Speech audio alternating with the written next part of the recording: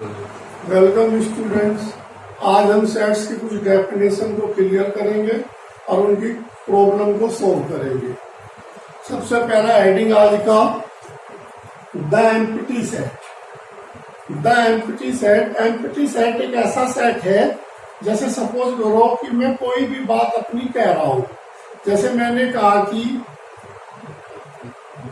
The set और natural number divisible by 2, तो मैंने इसमें एक ऐसा सेट लिया जो ओड नंबर का ओड नंबर है। जैसे अब ओड नंबर 1, 3, 5, 7, 9। अब मैं कह रहा हूं कि ये एक ऐसा सेट बनाना है कि जो डिविजिबल बाई 2 हो। अब ओड नंबर में सभी ओड नंबर होंगे 1, 3, 5, 7, 9, तो 2 से कोई भी डिवाइड नहीं होगा।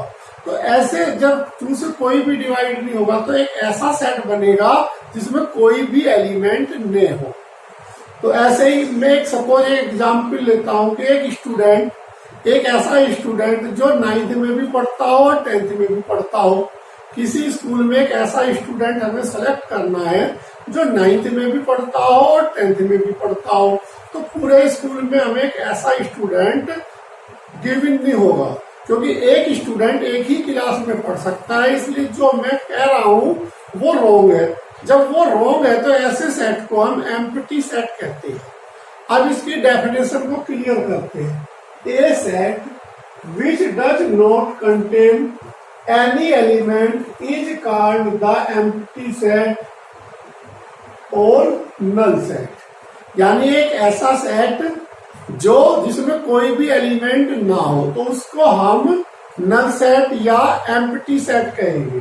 For example the set of odd natural number divisible by 2। अब इस सेट को मैंने ए से सपोज किया और ओड नेचुरल नंबर 1, 3, 5, 7, तो इस तरह इन्फिनिटी तक लिए। अब इनमें से कोई भी 2 से डिविजिबल नहीं होगा। जब 2 से कोई डिविजिबल नहीं होगा तो हम कह सकते हैं कि देन ए इक्वल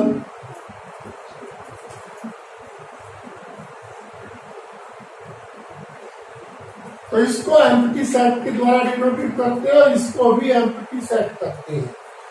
इफ यदि मैं 5 को ब्रैकेट में बंद कर देता हूं, is not empty set, is not empty set,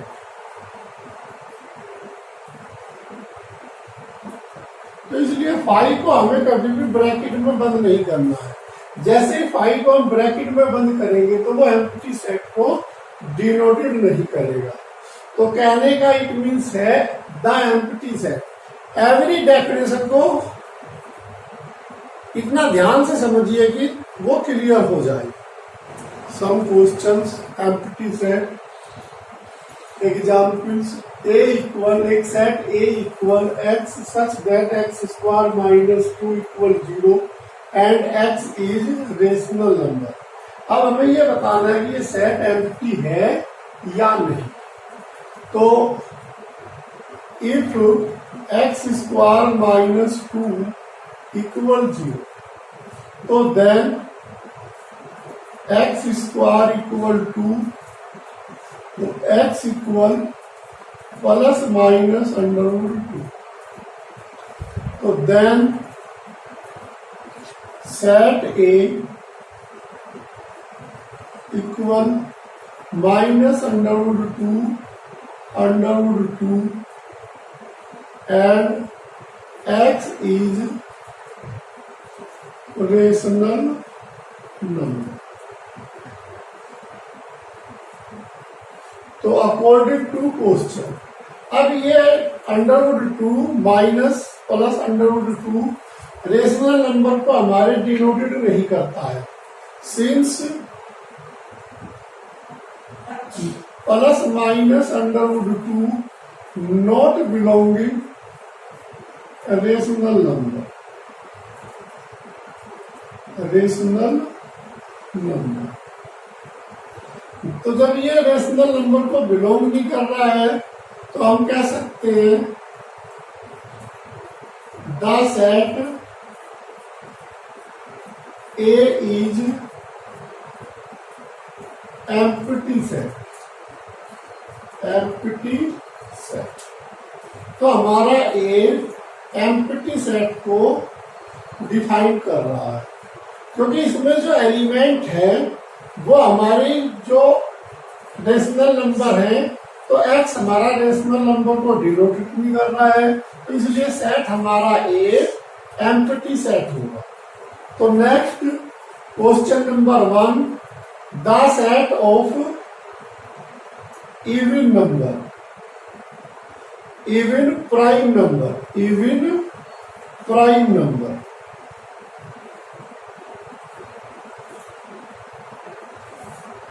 तो definition of prime number, definition of prime number जो सेल्फ से डिवाइड होते हैं। तो पहला प्राइम नंबर हमारा 2 होता है, दूसरा प्राइम नंबर 3 और इसी तरह प्राइम नंबर 5 होता है। तो लेकिन यहाँ क्वेश्चन के अकॉर्डिंग इवन प्राइम नंबर चाहिए हमें।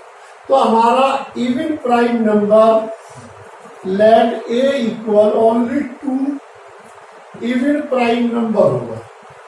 तब ए में एक सेट हो गया 2, जब ए में 1 सेट हो गया तो इसको हम एम्प्टी सेट नहीं कहेंगे, एम्प्टी सेट। तो the set of even number, even prime number is not empty set, empty set. तो इसमें एक सेट होने के कारण इसको मैं एम्प्टी सेट नहीं कह सकता। अब क्वेश्चन नंबर 1 का third part, x such that x is a natural number x less than 5 and x greater 7। अब जो हमारा नेचुरल नंबर होता है 1 2 3 4 5 6 7 8, ये हमारे नेचुरल नंबर होते हैं। अब इस क्वेश्चन के अकॉर्डिंग x ग्रेटर 5 यानी x ग्रेटर 5, तो 5 से मोर देन 6 7 8 9 10। अब x लेस देन 5, तो ये हमारा x less than 5, x less than 5। तो x लेस देन 5 तो 1 2 3 4। अब सेकंड कंडीशन में x ग्रेटर 7, x ग्रेटर 7, तो यानी 8 9 10 11। अब एक सेट तो हमारा ये हो गया 1 2 3 4, दूसरा सेट हमारा 8 9 10 11 हो गया। अब इन दोनों में कोई भी एलिमेंट कॉमन नहीं है, तो जब ऐसा कोई भी एलिमेंट कॉमन नहीं है तो यानी कोई भी सेट पॉसिबल नहीं है। तो the set not possible, not possible. तो जब सेट हमारा पॉसिबल नहीं है तो द सेट एम्प्टी सेट। तो हमारा इसका आंसर एम्प्टी सेट हो गया।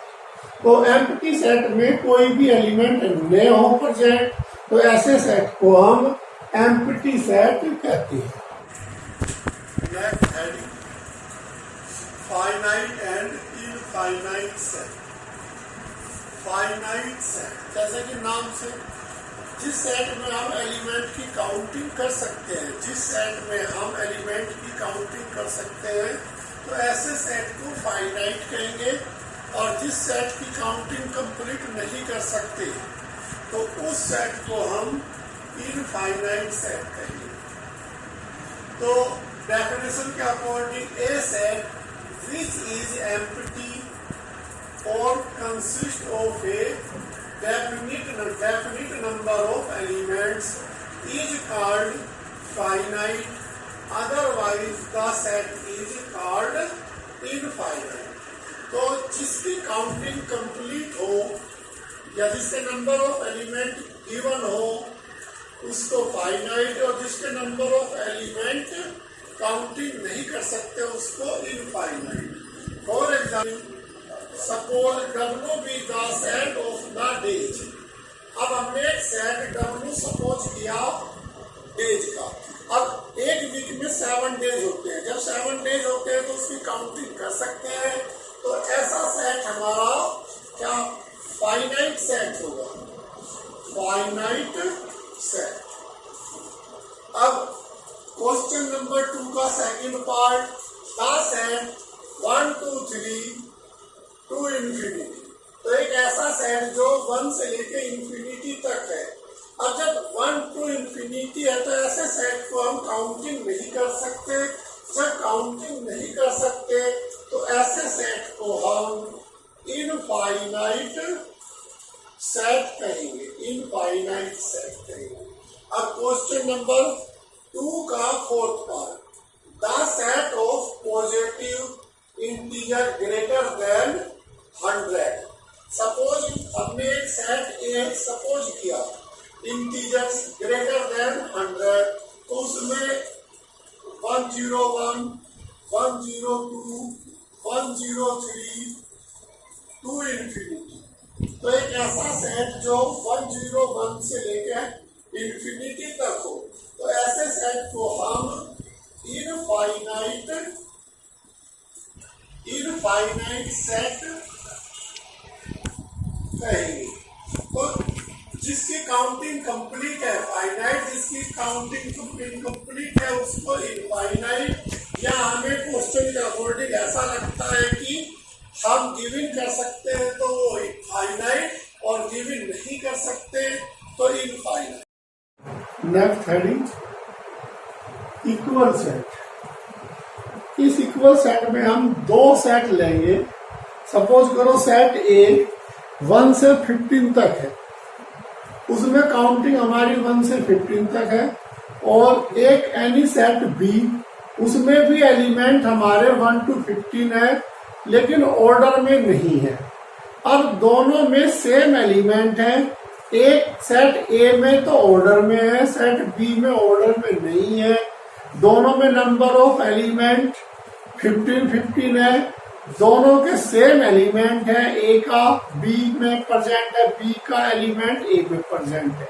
यदि ऐसी कंडीशन बनती है तो ऐसे 2 सेट को हम 2 सेट्स को इक्वल सेट्स कहेंगे।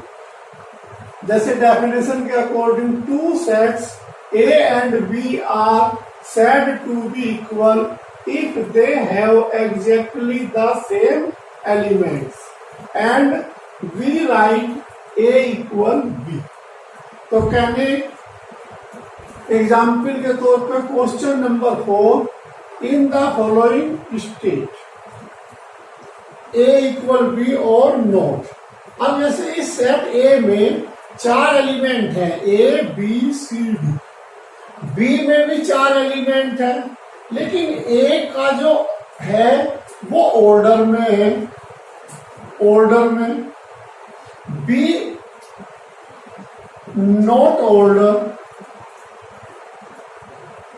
But A B C D. तो इट मीन्स ए का एवरी एलिमेंट बी में है, बी का एवरी एलिमेंट ए में है। तो हम ए और बी को इक्वल सेट कह सकते हैं, इक्वल सेट। इसी तरह क्वेश्चन नंबर 4 का थर्ड पार्ट, ए इक्वल 2 4 6 8 10। तो यहाँ पर 1 2 3 4 5 एलिमेंट है ए में, फाइनाइट एलिमेंट है और डिविजेबल बाई 2 है। अब सेट बी जो कि सेट बिल्डर्स फॉर्म में है, इसको हम रोस्टर फॉर्म में चेंज करते हैं। A equal less than equal 10, less than 1 2 3 4 5 6 7 8 9 10। तो लेस देन 10 हो गया। अब सेट ए में 1 2 3 4 5 एलिमेंट है, सेट बी में 10 एलिमेंट है अब यहाँ पे टोटल एलिमेंट 5 है, यहाँ टोटल एलिमेंट 10 है, तो इसलिए ए और B not equal set, not equal set. Next question, question number 5, are the pair of sets equal, give reason. तो यदि ये सेट इक्वल है तो उस कंडीशन में भी हमें रीजन देना है, नॉट इक्वल है तो उस कंडीशन में भी हमें इसका रीजन देना है। सेट ए में 2 एलिमेंट्स है, सेट ए में 2 एलिमेंट्स, ए इक्वल टू 3,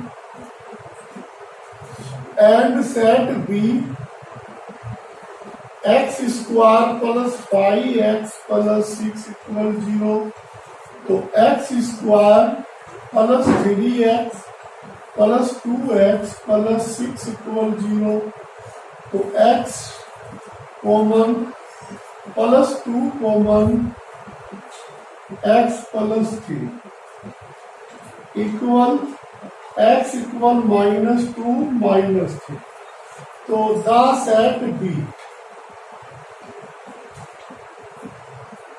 -2 -3। अब सेट ए में दोनों सेट एलिमेंट प्लस में है, सेट बी में दोनों सेट माइनस में है। अब डिफरेंट एलिमेंट है, जब डिफरेंट एलिमेंट है तो ए नॉट इक्वल बी। अब इसका रीजन क्या होगा कि दोनों के एलिमेंट डिफरेंट है, इसलिए हमारा सेट इक्वल सेट नहीं है, तो the set not equal set because the both set different element. बस आज के लिए इतना ही माय डियर स्टूडेंट्स। जो भी मैंने डेफिनेशन बताई है इनको क्लियर समझने की कोशिश करो, बार बार रिपीट करो, वीडियो को वॉच करो, लाइक करो एंड सब्सक्राइब करो।